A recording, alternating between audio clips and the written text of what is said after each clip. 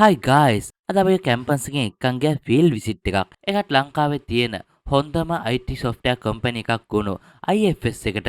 ඉතින් එන්න ඔයාලත් මාත් එක්කම යමු. අපි ඉතින් ටින්කෝ වල ඉඳන් පාන්දර 1ට 2ට විතර පිටත් වුණා. කොහොම හරි කොළඹ IFS එකට ළඟා වෙද්දි වෙලාව 9 විතර වුණා. ඇත්තටම ලංකාවේ IFS බ්‍රාන්චස් දෙකක් තියෙනවා. ඒකෙන් එකක් තමයි ඔරියන් සිටි එක තියෙන්නේ. ඉතින් ඒ ඔරියන් සිටි එකේ ඒ කම්පැනි එක විතරක් නෙවෙයි තියෙන්නේ. ගොඩක් කම්පැනිස් තියෙනවා. ඒ බිල්ඩින්ග්වම තට්ටු 20ක් විතර ඇති. කොහොම හරි කම්පැනි 14ක් විතර ඒක තියෙනවා.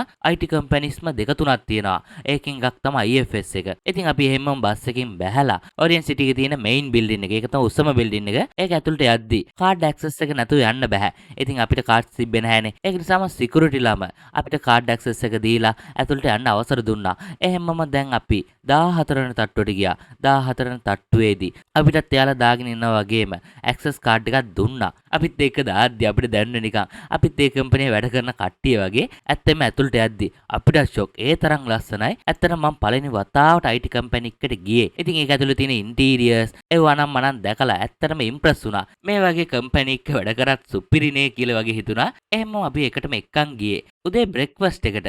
ඒකදී අපිට චීස් සෑන්ඩ්විච් දුන්නා. ඒ වගේම රෝල්ස්, තව චූටි බන් කේක් එකක්. ඒ වගේම අපිට තේ හරි කෝෆි හරි දෙකේ එකක් තෝරගන්න පුළුවන්. ඉතින් අපිත් ඒවා බෙදා හදාගෙන කෑවා. ඇත්තටම මාරම රසයි. ඊට පස්සේ අපි වොෂ්රූම් එකට එහෙම ගිහිල්ලා එහෙමම සෙෂන් රූම් එක වෙන්නදී මං හිතන්නේ. ඒකට ගිය නම නම් දන්නේ නැහැ. කොහොම හරි ප්‍රොජෙක්ටර් එහෙම දාලා එතෙන් දැන් තමයි අපිට කම්පැනි ගැන කියන්න පටන් ගත්තේ. කම්පැනි ගැනයි IT ඉන්ඩස්ට්‍රි එක ගැනයි කොහොමද මේ කට්ටිය වැඩ කරන්නේ, කාටද වැඩ කරන්නේ, කවුද මෙයාගේ ක්ලයන්ට්ස්ලා, එහෙම එහෙම කියලා ගොඩක් දේවල් කියා දුන්නා. ඇත්තටම මාර්ම ඉන්ෆර්මේටිව්. අපිත් ඉතින් හොඳට ඇහුම්කන් දෙනවා වගේ හොඳට අහන් හිටියා. විටින් විට පොඩි නිදිමතකුත් ආවා. මොකද එදා රෑ නිදාගත්ත නැති නිසා. දැන් ඒකත් අහන් ඉඳලා අපිට ලන්ච් එකට ටෝකන්ස් වගේක් දුන්නා. ඇතර මේ කෑම් බීම එහෙම දෙන්නේ මේ කම්පැනි ගානින්. ඉතින් මෙයාලා ලන්ච් එක ගන්න අපිට ටෝකන්ස් වගේක් දුන්නා. ඉතින් ඒ ටෝකන් එක අරන් ගිහින් ලන්ච් එක තියෙන සෙකන්ඩ් ෆ්ලෝර් එකේ. හැබැයි සෙකන්ඩ් ෆ්ලෝර් එකට ලිෆ්ට් එක යන්න බෑ. අපි කරන්න ඕනේ 15ම තට්ටුවට ගිහින්. ඒ කියන්නේ අපි ආපු තැනට ගිහින්. එහෙම පොඩි වංගුවක් තියෙනවා. ඒක හරහා උඩට ගියොත් තමයි සෙකන්ඩ් ෆ්ලෝර් එකට යන්න පුළුවන්. ඒකට කෙලින්ම ලිෆ්ට් එකේ යන්න බෑ. මොකද ඉතින් කැන්ටින්ම හැමෝටම පොදු එකක්නේ. ඒක නිසා වෙනම එළියෙන් තියලා. ඒ කියන්නේ පිටින් කවුරු හරි ආවත් ඒකට යන්න පුළුවන් වෙන විදිහට. ඉතින් එහෙම අපි පොලිමේ ඉඳලා කෑම එකක් ගත්තා. කෑම ඉදිරි දුන්න අපිට රයිසන් කාරි. කෑම එකෙත් පරිප්පු, තලන බටු, පපඩම්, චිකන් එහෙම කියලා සුපිරි මීල් එකක් තමයි දුන්නේ. ඒ වගේම ඩිසර්ට් එකට අයිස්ක්‍රීම් දුන්නා. ඉතින් කෑම එක නම් සුපිරි. හැබැයි අයිස්ක්‍රීම් එක නම් අයිස්ක්‍රීම් වගේ නෙවෙයි.